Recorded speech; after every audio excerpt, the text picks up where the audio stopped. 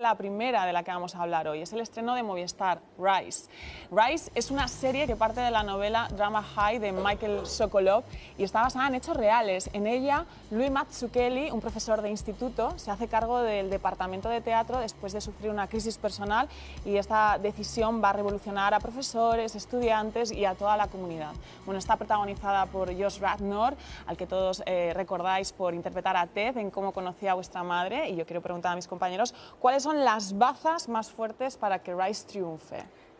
Para mí el musical.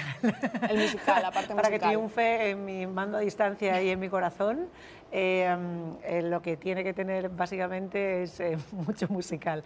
La serie está creada, gestionada por Jessica Timms, que es un escritor, un guionista y un productor de televisión pues muy importante, que sabemos de él evidentemente por Friday Night Lights y por Parenthood, y esto es una especie de combinación de estas dos series y de parte del trabajo de Jessica Timms anterior, y también evidentemente es heredera de Glee, como no podía ser de otra manera, porque es un grupo musical en un instituto.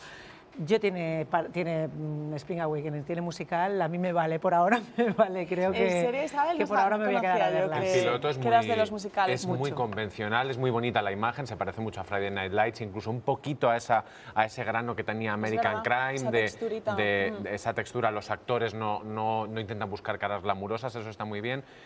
Pero lo que no es convencional es Spring Awakening, que es el musical que van a... Esto no es spoiler, aparece desde el principio, es un instituto en el que siempre se ha representado gris y deciden cambiarlo por este musical basado en una obra de teatro del siglo XIX que se convirtió en musical real en 2006, creo.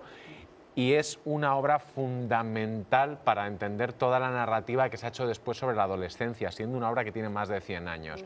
Me interesa mucho que se utilice ese musical, yo no soy muy de musicales, pero de este concretamente sí, y además es perfecto para hablar de eso, del despertar la primavera, de la adolescencia y de adolescencias muy problemáticas, con un punto de esperanza que el autor ya en el siglo XIX dijo que igual...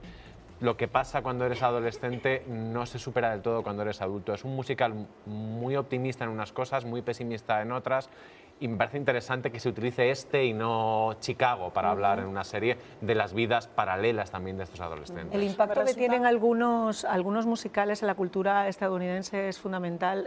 Lo que dice Alberto, y además el momento en el que se estrena Spring Awakening en 2006, tiene que ver con el eco que tenía Wicked, por ejemplo, en Glee, cómo de alguna manera se articulaba todo el discurso de representación, de diversidad y de orgullo que aparecía en Glee, pues es trasladable a lo que van a hacer con Spring Awakenings, o lo que esperamos que hagan con Spring Awakenings en Rise, que articula de alguna manera el discurso del propio musical y vertebra la trama de lo que es al final una serie de instituto, básicamente una más como muchas hemos visto. Porque Spring Awakening lo que habla es del despertar de la sexualidad, por si no ha quedado claro, y es muy sorprendente cuando se escribió esta obra y el tiempo que ha pasado en convertirse en un musical. Por cierto, fue el musical en el que debutó Lea Michele, a la que luego vimos en Glee, dato friki. Pero está curioso que os habéis centrado en la parte musical de la serie y no habéis mencionado a su protagonista. Que está muy bien, sí, está muy bien, o sea, y tiene un mal corte de pelo. No, pero porque como lo venden mucho como que es